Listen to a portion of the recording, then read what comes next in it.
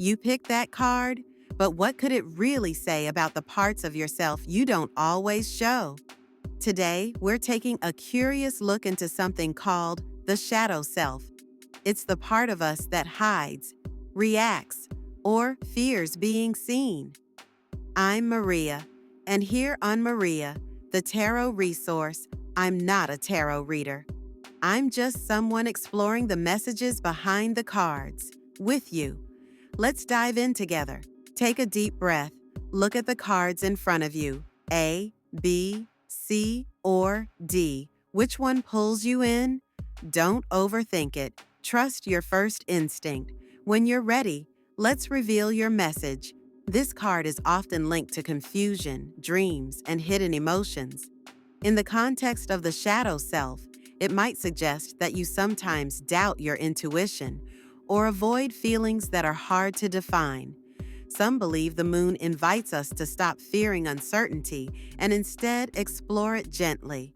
Your shadow might be asking you to trust what you feel, even when it's unclear. A heavy-looking card, but an important one.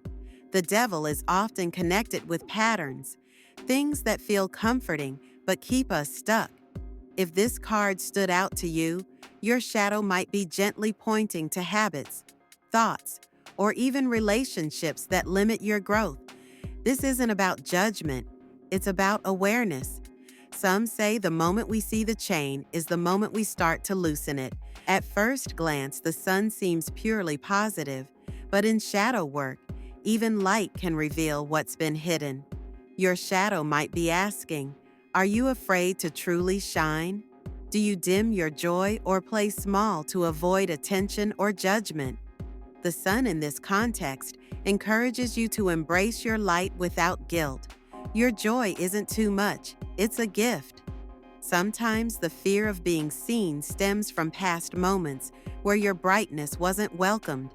But your light is healing, not just for you, but for others too. Let it rise even if it feels a little vulnerable at first.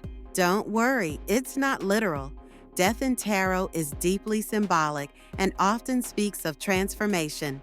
If this was your card, your shadow self may be asking for release, letting go of something that no longer serves you so you can move forward. It's not easy, but this card reminds us that growth always follows the end of one chapter. Transformation can feel uncomfortable, even painful, but it's also where your power is reborn. The shadow self doesn't fear endings. It understands they're often beginnings in disguise. Trust that what's leaving is making space for something better, aligned with who you're becoming. Whether your card felt like a mirror or simply gave you something to reflect on, thank you for exploring it with me today. Shadow work isn't always comfortable, but it is always powerful.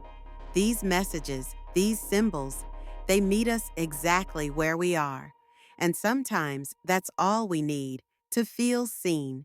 If you'd like to dive deeper into tarot, explore helpful tools, or find spiritual resources I personally love, you can visit my blog, Maria, the Tarot Resource.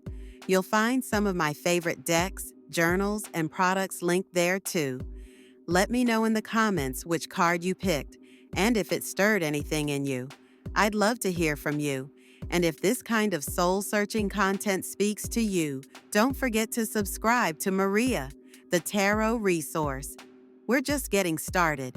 And hey, be gentle with yourself.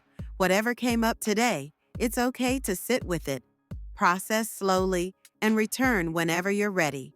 The cards will always be here to reflect what's within. The journey inward is one of the most meaningful paths we can take. Every time you show up for yourself, even in small ways like this, you're growing. And I think that's beautiful. Remember, your shadow isn't something to fix. It's something to understand. It holds your depth, your truth, your complexity. The more compassion you offer to those hidden parts, the more whole you become. Keep coming back to that truth whenever you doubt your path.